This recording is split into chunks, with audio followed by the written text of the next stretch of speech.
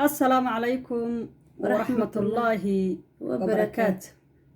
وأنا ورسن شيخ محمد وأنا فردوس إسماعيلة. جنال كداواني سنة وسيروق شيخ جنال. وين السلامين دمانتين السحابة قروح البدن قولي قبنمو تيم قولي قبنمو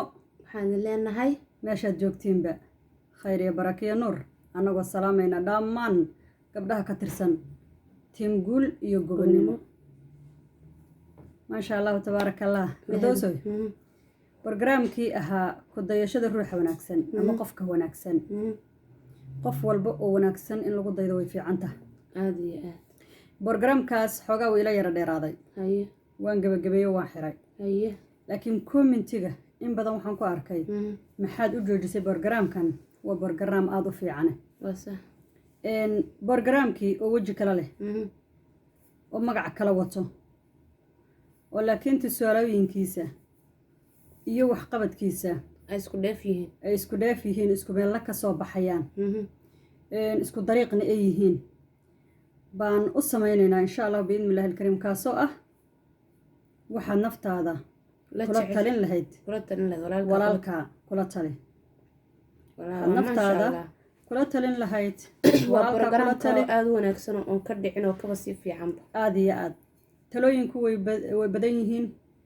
way ballaaran yihiin waarun talooyinku qofka bini aadanka way ka soo baxaan aad iyo qaybna way qaadataa waarun anigu talada iga imaato waxaa laga yaabaa walaalkay inuu qaato oo ku intifaaco aad iyo tan adiga ka soo baxdo waxaa laga yaabaa anigu inaan qaato warsana oo ku intifaacsado aad iyo oo aan dhaho Firdawso taladaasay isiisay waarun waana ku intifaacsaday talooyinka aniga wallahi talooyinka saan u jeclay wadiya qofka ila taliya maarag walibana talo wanaagsan igula taliyo taladaasi anfacdo maaragta boqol sano dib ka soo wareegto waliba insha Allah biidmillahi alkariim qofkii tala haysto oo raba in la taliyo waxa joogto gabar habaryartay ah khayr far badan Allah siiyo runtii aad u taqaano barnaamijkaas talooyinka ah oo u soo jaamacadaha uga soo qalin jabisay hadda ka horna Masar ka jeedin jirtay talooyinka masha Allah iyadoo laftinkeeda way soo fariisan doontaa oo qof khibrad leh insha Allah barnaamijkana waan ku soo casumi doonaa insha Allah laakiin caawa annaguna waa idin jiidjiideynaa wixii aan ilaahay yeersiiyo caawa anay Firdawso oo bilowgii ah oo bilaabayno on leenahay waxaad naftaada kula talin lahayd walaalka kula tali taladu aad walaalka siinaysid ha ahaato mid adiga ka timi oo naftaada ka timi oo naftaada la jeclaan lahayd yes waxaad naftaada la jeceshahay walaalka la jeclo xadiis baa aha waarun rasuulka sallallahu alayhi wasallam xadiis baa aha waxaad walaalka la jeceshahay waxaad naftaada la jeceshahay walaalka la jeclo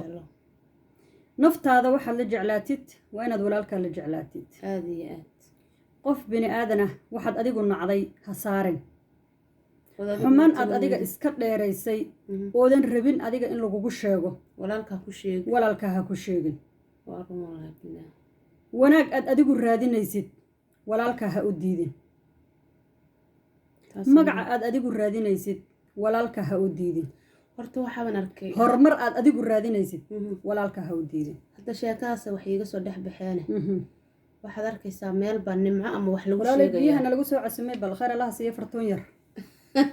maasha Allah tabaaraka Allah caawa gurigii fartoon habaryartay guriga walaashay waan joognaa fartoon baa joogto hadda habaryar maqan tahay maasha Allah tabaaraka Allah caawa halkan ana lagu casimo waxa la yiri halkan ku duuba maasha Allah jazakallahu khayr baan leenahay ahsan ilayka wa ghafara Allah dhanbak aadi aad maxaa kaaga soo dhex baxay Firdawso waxa iga soo dhex baxday tusaale ahaan meel baa wax ka jiraan baa la yiri haye meesha lagu yaacay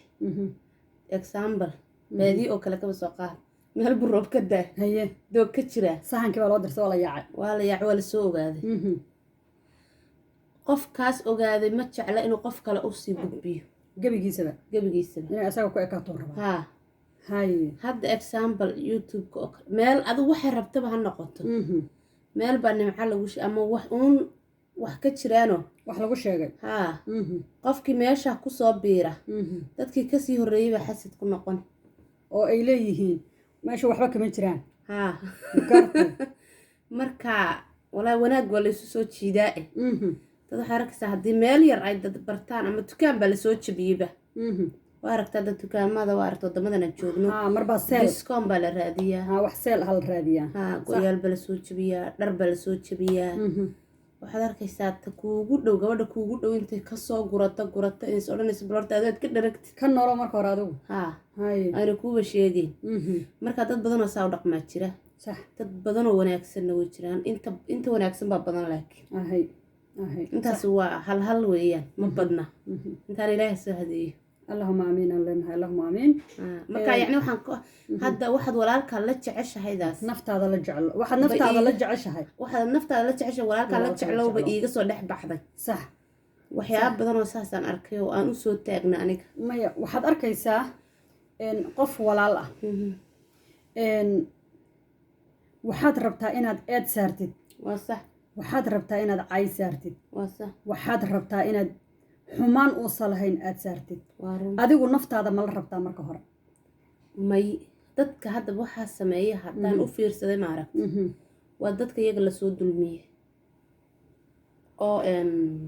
wixii dhibkii aad soo aragtay adiga mogtahay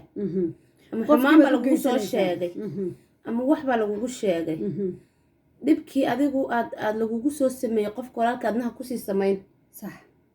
adigu naftaada adigu ma la jeclaan lahayd yacnaa dulmiga intaad u nacday soomaad buad soo nacdo dhibkad soo nacdayoo soo nacday qof walaalkaa wax lagu sameeyey ama adigaba lagugu sameeyey oo ka gubatay baa jirta dee gabadhii walaashaa ama wiilkii walaalkaa ahaa ha u geysan dhibaatada ha la jeclaanin dhibkii adiguna waxaan ka hadlaya waxay tahay waxaad adigu diiday ood adigu qaadan weysay oo adigu naftaada aad kala carartay ood adigu naftaada aad la rabin walaalkaa ha saarin taasan beenahay tan kale waxaa laga yaabaa dadka markay rabaan inay program ama jeediyaan ama tala jeediyaan ama dad ay la hadlayaan oo si gaara ula hadlayaan ama qof ay dulminayaan oo wax dulum ay ku haystaan waxaa dhici karto qofka adoo magaciisa isticmaalaynin inaad si qalad ah walaalkaa u garaacdid ama si qalada aad wax oga sheegtid waxba kuma oga isagu adigana cid kuma cafinin ilaahay agtiisana cid kaaga imaatoo ku tiri casallaahu camaa salaf ma jirto ilaahaygii raxmaan ahaa baa dadka cafiyo qofka aad dulminaysidna cafis inaad ka dalbatid mooye isagu waxa weeye maxaan ku dhahdaa kuma cafinaya sababtay taa kumaba ogaba qofkan aad dulminaysid naftaadiba dulmisay walaalkaana waa dulmisay maxaad ku dulmisay waxaad ku dulmisay waxaad adiga nafsadaada u diiday ood adigu iska dheeraysay oo xumaan ah bad qofka walaalkaa asaaraysaa ha saarin xumaanta naftaadoo kale ka soo qaad dulumka aad adiga naftaada u diidayna walaalkaa u diid ilaahay cabsidiisa nin walbaba inuu qaato aad bay u fiican tahay qofka ninna macsuum ma aha nin walba wuu qaldamayaa nin walbana qaladkiisa inuu kasoo noqdo aad bay u fiican tahay qofna lama dhihin adiga saa doontid u hadal anaa ilaahay damiinkaaga noqday saa doontidna qofka u cay saa doontidna qofka wax oga sheeg cidna qof ma dhihin ilaahayna qof kaaga soo damiin qaaday ma jiro naftaada iyo adigaa la hortagay waa la qaldami sax qaladku yaa diidan laakiin qofku waa inuu qof yahay ilaahay ka baqayo oo xasuusan qabanayo oo xataa meeshii bartanka baa kaga jira inuu iska soo qaban karayo laakiin wallaahi adduunyadan maaragtay cadaabahan ciyaar looma samaysanin sax mar ha lays ilaalo walaalayaalow dad haddaad dulmisaan ilaahay baa dadkan samaystay qof walba ilaahay wax buu u qoray